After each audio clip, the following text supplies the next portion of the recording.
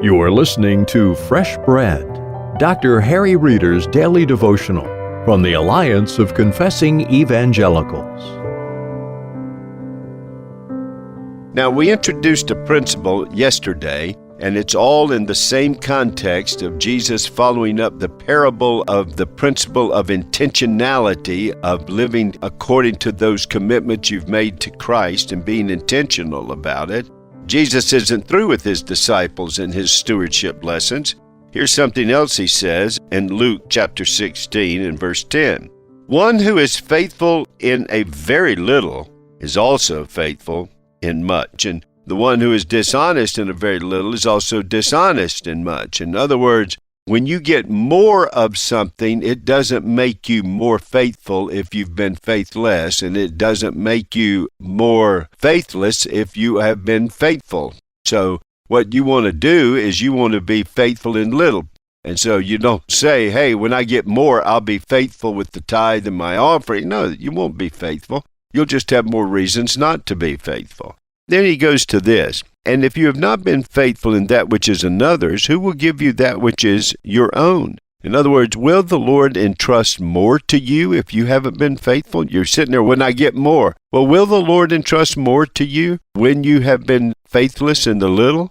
And he says, no servant can serve two masters, for either he will hate the one or love the other, or he will be devoted to the one and despise the other. You cannot serve God and money.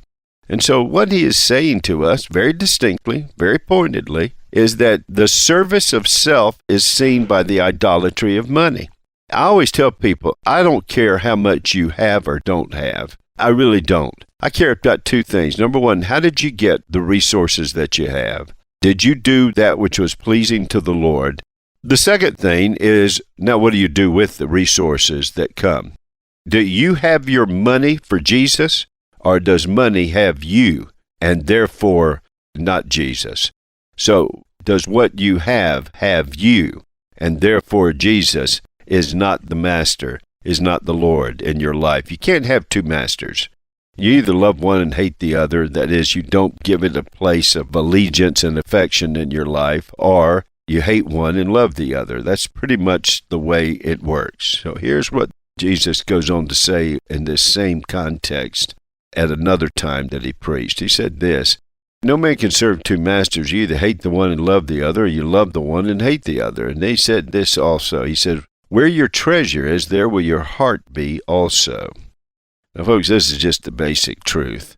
Wherever you put that which is valuable, you then begin to value where you put it. I remember when my son went to Austria, and we invested in his missionary enterprise in Austria. Well, I not only thought about my son, I found out about the school where he taught, the church he was in, and also the missionary work that he was doing in that school and with that church. And then I got to learn about Austria. Why? I had an investment there. My investment drew my heart. But here's the second part of it. Your investment also indicates your heart. You see, when you're faithful with these resources, they not only instruct your heart, your giving instructs your heart as to what is important. Your giving also indicates what your heart believes is important.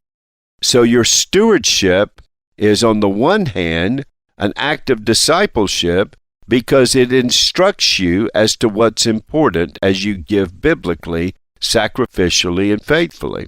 Secondly, it indicates the very condition of your heart as to how you use that which governs the world. They serve money, but does not govern you. You've indicated by your stewardship that Jesus is Lord of all, and therefore any and all is available to serve him. And that is another slice of fresh bread. The family unit in our culture is in deep trouble. That trouble has even infiltrated the church and Christian families.